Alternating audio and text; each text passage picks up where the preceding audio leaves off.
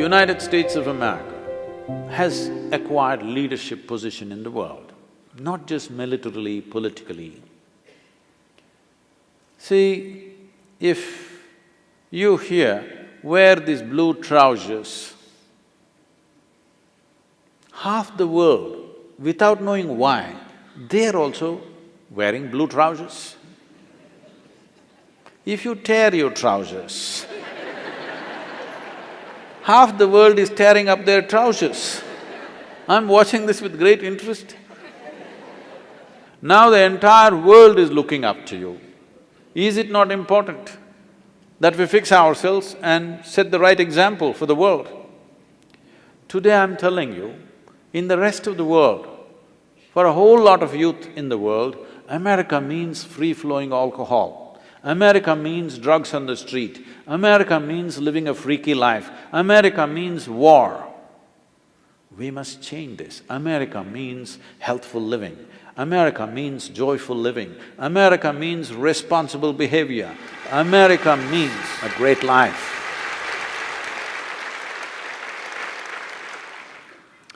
Participating in the democratic process is not politics. It is the fundamental responsibility of being citizens of a nation. Democracy means, in Indian languages, in Tamil for example, it is called Jananayakam. That means it's the leadership of the people. Well, in this country, they have told you of the people, by the people, whatever. Yes, it is leadership of the people. We are not electing one person. We are asking one person to represent us, yes? Now, the world is in a unique situation. That is, there was a time, we've developed this mentality, which I see everywhere in this country. We've developed this mentality probably in 60s and 70s during the Cold War period, that we must be suspicious about everybody, we must dominate everybody, we must control everybody. You are living in the past. Those days are over.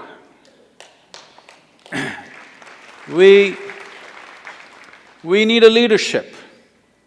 We need a leadership which thinks for the future, not which thinks from the graveyards of past.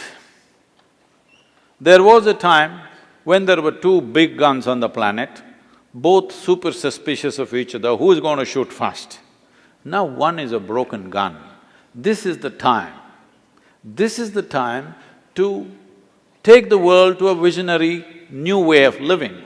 You ask any human being on the planet, what do they want? That's what everybody wants.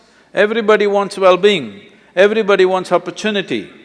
Nobody wants war, nobody wants poverty, nobody wants exploitation.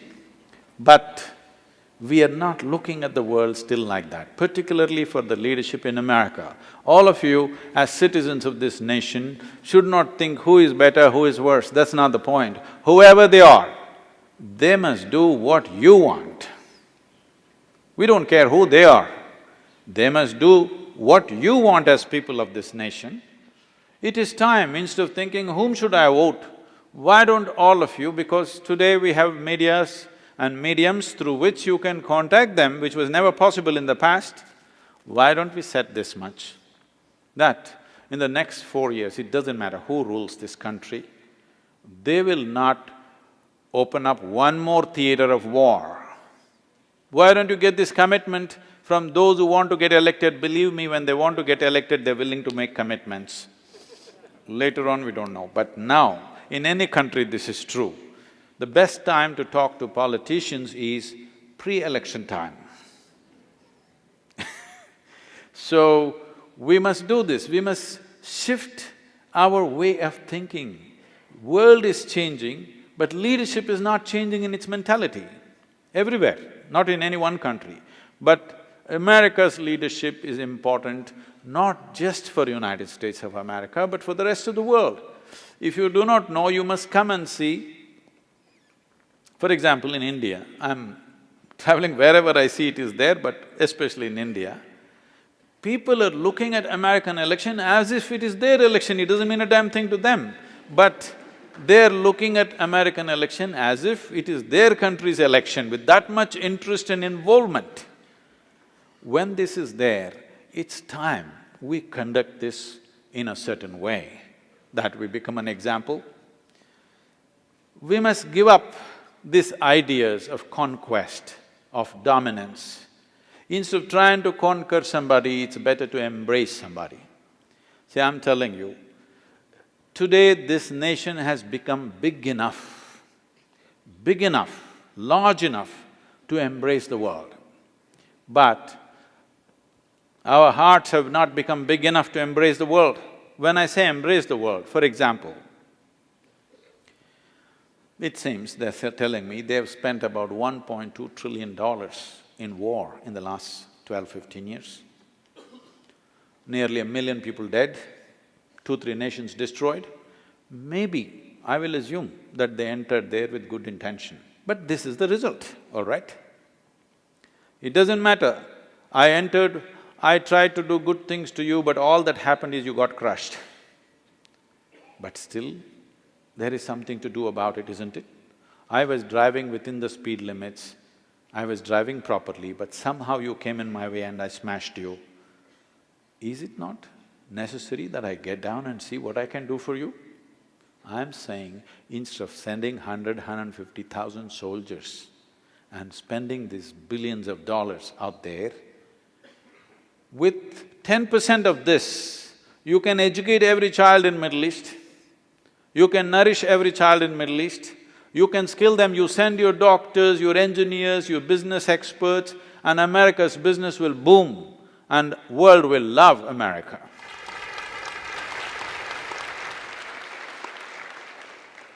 Just look at this. Suppose United States of America takes up every child's education, not just in Middle East, in every other country where they're not able to do it. Because it costs nothing, I'm telling you. If you spend $10 a month, you can nourish a child. You understand? You don't… that drone, that missile, that bomb is costing you billions, isn't it? Instead of that, you can make the world yours. You can make somebody yours either by sitting on their head or just including them, isn't it? See, never before this was possible. This is unique times because today one nation is in this position where they can do this.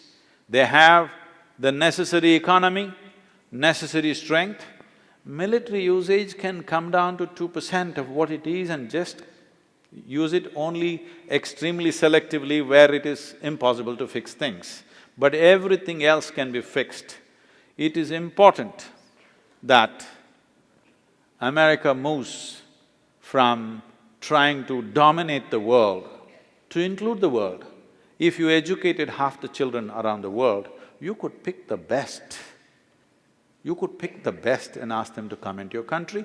You're fearing something that you don't have to fear. You're losing a tremendous opportunity when you're sitting on a platform of leadership. Instead of exercising it in a sensible manner, you're earning the hate of all the people on the planet.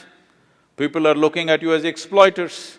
Why don't they look at you as educators? Why don't they look at you as people who skill them rather than who will kill them? You must skill the world. If you skill the world, you will have opportunities. American business has tremendous opportunities if they go out, along with the US government, to do things. You can spend 10% of the money that you're spending on the military and do things in the world where the world will become yours out of love, out of involvement, out of gratitude, not by conquest, because by conquest it's not going to work. Well, we have understood that it doesn't matter what you do, one nutcase with a nuclear bomb can do things to you. Instead of living in fear, we can live with earning people's gratitude and love. It's very much possible. This is not some naive idea. This is… I'm saying it in a simplistic way. I have thought through this, I have written documents on this, how this could be done. It's just that in some places there is mistrust. You can leave it for some time, take those countries which are good and say, America is willing to educate every child, nourish every child on the planet who needs it. Believe me, in 5–10 years, entire world will be looking up to America. This is what you must ask out of your leadership. Who is willing to do it?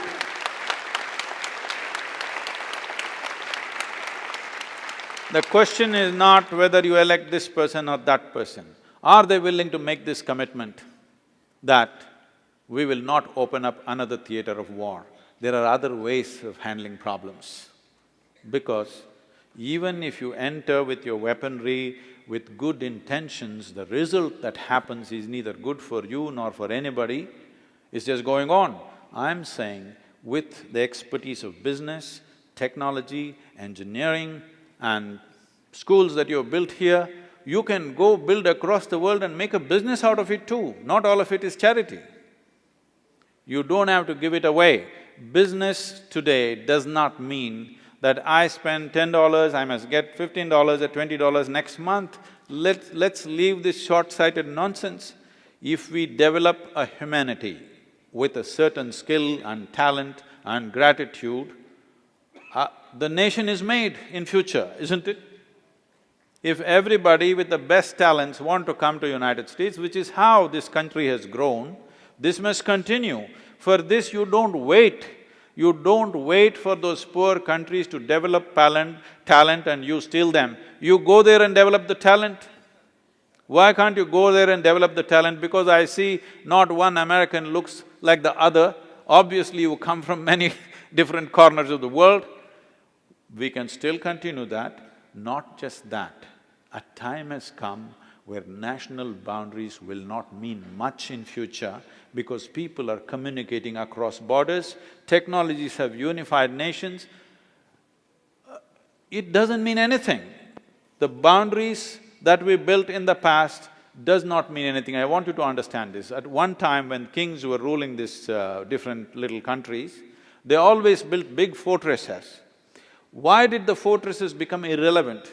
Suddenly because we started flying. When people could not fly, a fortress was all safety. But once they started flying, a fortress is a stupid thing because they'll anyway come and bomb you and you're trapped. The same thing today, national boundaries will not mean anything in future because we have technologies with which people are communicating everywhere. Now you're trying to put up cyber walls. What is needed is not cyber walls, we have to use our cerebral material to connect with the rest of the world and make the world ours. Not by conquest, but by love, by inclusion, by embrace. Please ask your leaders if they can do it. The first and foremost thing is, no new theaters of war must be opened. We have seen in our own lifetime. It's not history book that we are reading. World War I happened, World War II happened, so many millions of people died. Any sensible human being, I've always wondered, how did the people let it happen in those times? Not one or two, 30 million people, 50 million people dying, how did they let it happen? But well, in our own time it's happening. Yes? In our own times, in 21st century it's happening. Is it not time? When the time to vote comes, this is what it means. You are voting either for the well-being of the world or out of your fear, some nonsense. So the question is not whom you elect, you can elect whoever you want. Above all, democracy is a functional democracy only when you don't behave like tribes. When I say don't behave like tribes, I'm amazed. I'm just watching the language on the news channels. You're either a Democrat or a Republican. You already decided, without consideration. Democracy will be a democracy only when it is a considered vote, not when it's a committed vote. You're pre-committed. This means you're going back to tribal days, you're going back to feudal ways of living through democratic process. Democratic process has to be successful means.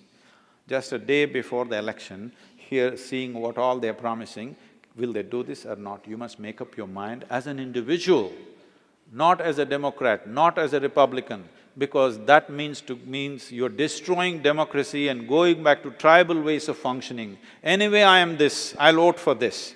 No. it must be a considered vote.